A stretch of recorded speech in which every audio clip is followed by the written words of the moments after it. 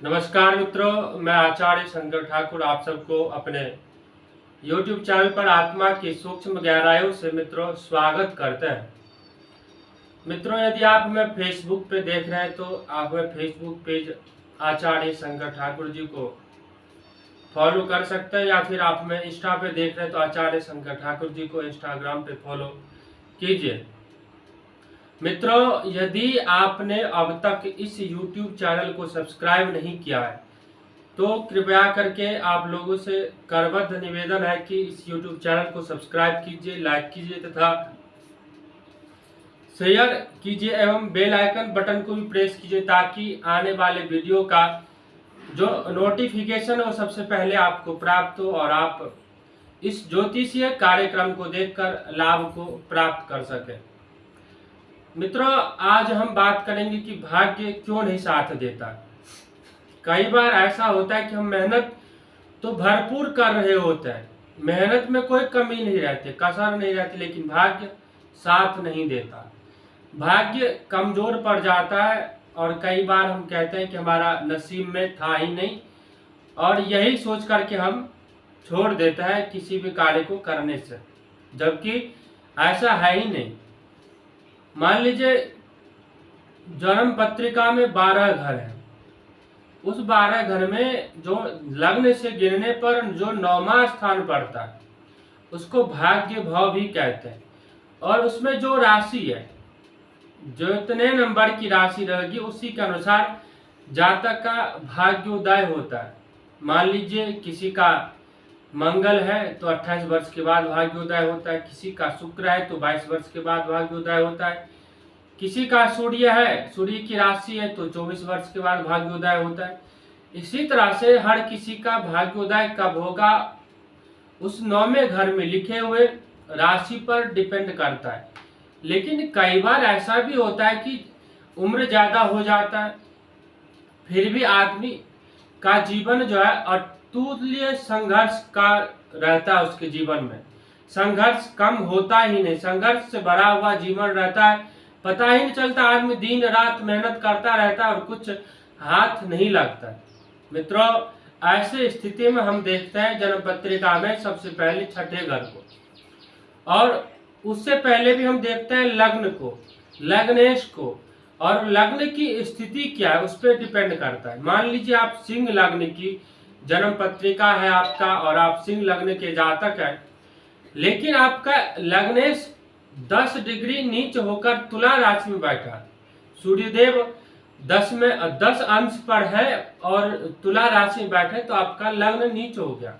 आप अपने जीवन में बड़े से बड़े कार्य कर लीजिए, लेकिन उसका जो क्रेडिट होता है वो आपको नहीं प्राप्त होगा, उसका क्रेडिट किसी ऐसे व्यक्ति को मिल जाएगा जिसका उससे कुछ लेना देना ही नहीं होता है। वह आपका हमेशा पैर खींचता रहता है, अरे नहीं ये आगे कैसे बढ़ जाएगा, ये कैसे कार्य कर लेगा, आपके बारे में 100 तरह की बुराइयां करता है, लेकिन फिर भी क्रेडिट जो है, मेहनत आपका और क्रेडिट किसी और का ले जाता है। ऐसी स्थिति में हम कहते हैं कि हमारा भाग्य ही साथ नहीं देता। लेकिन जबकि स्थिति यह है कि जब लग्नेश हमारा नीच राशि में, लग्नेश तुला राशि में जाकर के बैठा है और 10 डिग्री से कम है तो नीच हो गया, और नीच होने पर जब पूरे कुंडली का जो स्वामी है, पूरे जन्म पत्रिका का जो स्वामी है वो नीच राशि में चला गया, तो कभी भी आपको शुभ फल की प्राप्ति नहीं मिलेगी, और मिलेगी भी तो बड़ी कठिनाइयों से मिलेगी।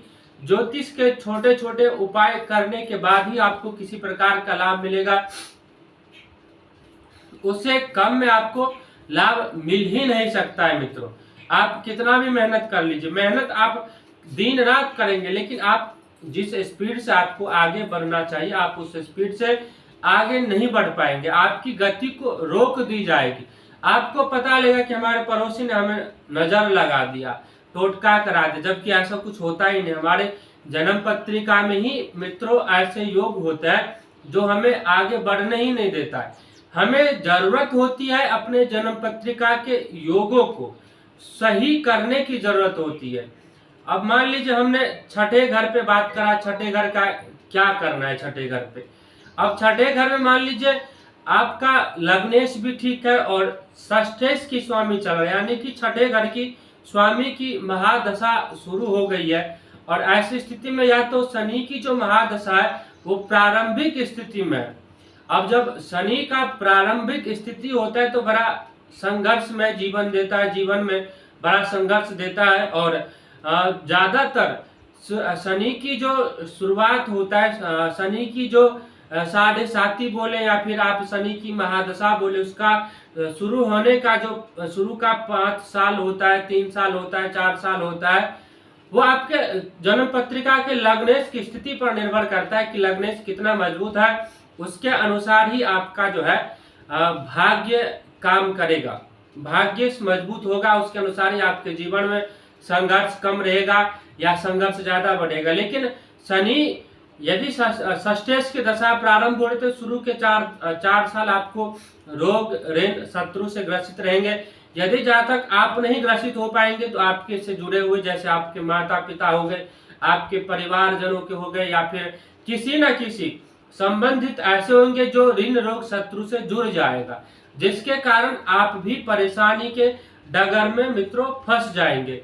अब बात करते हैं जैसे शनि के अंतिम दशा आएगा, जो लास्ट की दशा होती है शनि की, वो उस समय भी लास्ट ईयर में भी जो है वैसे शनि घर मकान सब कुछ देता है, लेकिन अंत का जो 1 साल का दशा होता है उसमें आपको बोलते हैं ना कि जैसे कोल्हू के बैल को हम घुमाते हैं एक ही जगह बांध करके, उसे पता ही नहीं चलता है, ऐसे स्थिति हमारे जीवन में होती है। हम कोल्हू की बैल की तरह अब पिराए जाते हैं, एक ही जगह जो है जोते जाते हैं और हमें कुछ पता ही नहीं रहता है। बीमारी बढ़ जाती है, ऋण रोग बढ़ जाता है, शत्रुएं बढ़ जाती है।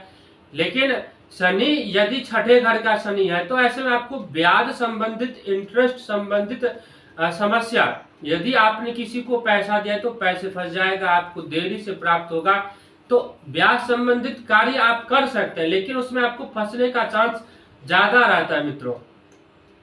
अब बात करते हैं यदि राहु की दशा शुरू हो जाए बीच में, जीवन के बीच में, कितने सारे मित्र ऐसे होते हैं हमारे जानने वाले, या तो जो राहु की दशा है वो तो बिल्कुल बचपन में चला गया या फिर बिल्कुल मध्य मिडिल एज में शुरू हुआ है। मान लीजिए 25 के बाद यदि शुरू हो गया तो पैसे संबंधित, अर्निंग संबंधित जो भी समस्या उसमें तो बहुत ज्यादा समस्या आएगा आपको।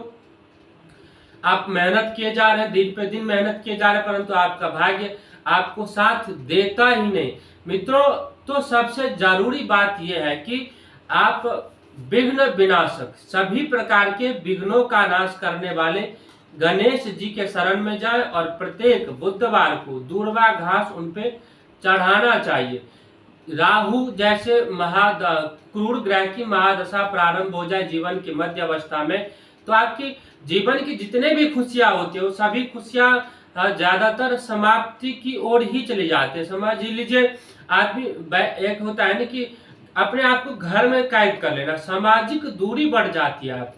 आपके जितने भी मित्र बंधु रहते हैं आपसे उनका कटाव हो जाता है, आपका दूरी हो जाता है। मित्रों अपने भाग्य को मजबूत करने के लिए आप प्रत्येक शुक्रवार के दिन लक्ष्मी जी का मंत्र, या फिर यदि आप पुरुष हैं, मान लीजिए कई बार महिला मित्र भी होती है, कई बार पुरुष मित्र भी होते हैं, तो यदि आप पुरुष मित्र हैं तो प्रत्येक शुक्रवार को माता लक्ष्मी के चरणों में लाल पुष्प अर्पित कर सकते हैं, क्योंकि पुरुष को यदि भाग्य खुलता है तो शुक्र से ही खुलता है। पुरुष का नसीब, लग्जरी लाइफ, उसका जीवन कैसा रहेगा, उसका आने वाला भविष्य कैसा रहेगा, उसमें उसका घर कैसा होगा, मकान कैसा होगा आदि जितने भी वस्तु देखते हैं उसका सभी प्रकार का तोड़ जो है माँ लक्ष्मी ही करती है और शुक्र देव ही करते हैं। तो इसलिए प्रत्येक शुक्रवार को माँ लक्ष्मी के चरणों में आपको जो है लाल पुष्प अर्पित करना चाहिए, उनको चढ़ाना चाहिए। इससे भाग्य आपका मजबूत होता है। और यदि कोई महिला मित्र है या हमारी माताएं बहनें हैं तो उनको प्रत्येक गुरुवार के दिन, यदि कोई महिलाएं माता है तो उनका भाग्य हम उनके पति के अनुसार देखते हैं, गुरु के अनुसार देखते हैं, बृहस्पति देव के अनुसार देखते हैं। यदि उनके जन्म पत्रिका में बृहस्पति देव मजबूत है तो उनका पति का जो कार्य होगा, पति का जो पेशा होगा, प्रोफेशनल लाइफ होगा वो बहुत बढ़िया चलेगा। वहीं यदि गुरु की दशा या गुरु कमजोर है तो उतना अच्छा नहीं चल पाएगा। उनमें कमी आ जाएगी, संतान संबंधित समस्या आ सकती है। तो इन समस्याओं से निपटने के लिए घरेलू जो समस्या होती है, घरेलू हिंसा की समस्या हो सकती है ऐसे लोगों के जीवन में। तो ये जो छोटी छोटी समस्याएं आती है जीवन में, जो हमें भाग्य को अवरोध कर देता है, भाग्य में हमें आगे बढ़ने ही नहीं देता मित्रों, उनके लिए ये जरूरी है कि आप गुरुवार का उपाय करें, गुरुवार का व्रत करें, गुरुवार के दिन गुड़ के चने का दान करें, चींटियों को डालें, कौवे कबूतर पशु पक्षियों के लिए, चींटियों के लिए कुछ ना कुछ आपको गुरुवार के दिन दान करना चाहिए। पीला वस्तु आपको त्याग करना चाहिए, जैसे केले हो गया, केले का सेवन नहीं करना चाहिए मित्रों आपको, और केले का दान करना आपके लिए सही रह सकता है। मित्रों ये एक छोटा सा एपिसोड था कि भाग्य को कैसे मजबूत करें। इसमें इस एपिसोड में जो हमने मतलब जन्म पत्रिका या लग्न के अनुसार नहीं बताई है, वरन संसार के जितने भी या तो पुरुष मित्र है या फिर महिला मित्र है, उनको अपने भाग्य को मजबूत करने के लिए क्या करना चाहिए। पुरुष है तो ओम सुम शुक्राय नमः इन मंत्र का जाप करना चाहिए, और महिला है तो ओम ग्राम ग्रीम ग्रोमशा गुरुवे नमः इन गुरुदेव के बीज मंत्र का जाप करना चाहिए। इन दोनों के मंत्र को जाप करने से आपके जीवन में अचानक से एक बहुत बड़ा जो संघर्ष चल रहा था वो संघर्ष कम हो जाएगा मित्रों, और आपको एक आपके आसपास का जो ऑरा होता है वो बदला हुआ महसूस होगा। तो मित्रों ये छोटा सा एपिसोड था, उसमें हमने आपको बताने की कोशिश करी कि आपका भाग्य क्यों मजबूत नहीं है और उसमें क्या दिक्कत है। तो मित्रों अपने भाग्य को मजबूत करने के लिए यदि आप महिला हैं या पुरुष हैं तो अपने अपने कर्म कीजिए, कर्मों के अनुसार ही फल मिलता है, और कर्मों के अनुसार ही आपका भाग्य मजबूत होता है। भाग्य यदि मजबूत हो गया आपके जीवन में, भाग्य से यदि मजबूत हो गया तो आपका सारा कार्य, यदि आप किसी भी कार्य को 2 मिनट में करना चाहते हैं तो 2 सेकंड में हो जाएगा। वहीं यदि भाग्य आपका कमजोर है तो घंटों का कार्य सालों में भी नहीं निपट पाएगा मित्रों।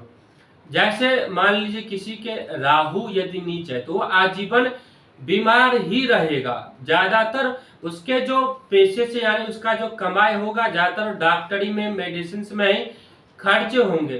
तो इन सब से छुटकारा पाने के लिए आप आचार्य शंकर ठाकुर जी के साथ लंबे समय तक बने रहने के लिए आचार्य शंकर ठाकुर जी के YouTube चैनल को सब्सक्राइब कीजिए, लाइक कीजिए तथा शेयर कीजिए, और अपने इष्ट मित्रों में भी इस वीडियो को शेयर कीजिए ताकि इसका लाभ सबको प्राप्त हो। और मित्रों सबसे जरूरी बात यह है कि आप इस वीडियो को शुरू से लेकर अंत तक देखा कीजिए, उसमें बीच में एस्केप करने की कोई जरूरत नहीं है। यदि आप एस्केप करते हैं तो आपको समझ में नहीं आएगा, तो इसलिए एस्केप करने की जरूरत नहीं है। और यदि आप जन्म पत्रिका बनवाना चाहते हैं, जन्म पत्री संबंधित किसी प्रकार की समस्या से ग्रसित है, तो आप प्रत्येक महीना के जो अंतिम रविवार होता है उसमें मैं निःशुल्क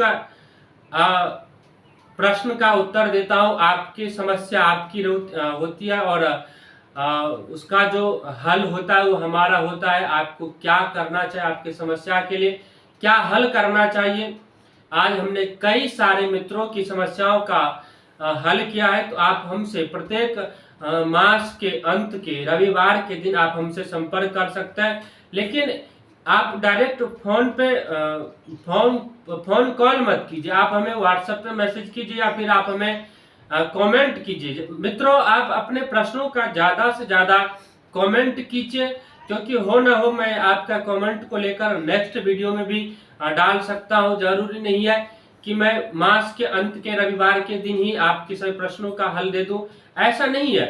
यदि आप उस दिन विशेष आप हमसे मिलना चाहते हैं या फिर आप हमसे फोन कांटेक्ट करना सकते तो मास के अंत के रविवार के दिन निःशुल्क रूप से कर सकते हैं, बाकी के समय में आपको शुल्क देना होगा। लेकिन यदि आप कमेंट करते हैं तो आपके कमेंट का उत्तर जो हम आपके नेक्स्ट वीडियो में डाल देंगे और आप अपने प्रश्नों का उत्तर जान पाएंगे, आपको क्या करना चाहिए क्या नहीं करना चाहिए। मित्रों आशा करता हूँ कि ये एपिसोड आपको अच्छा लगा हो, बढ़िया लगा हो। इतना कहकर मैं अपने वाणी को विश्राम देता हूँ, तब तक के लिए नमस्कार।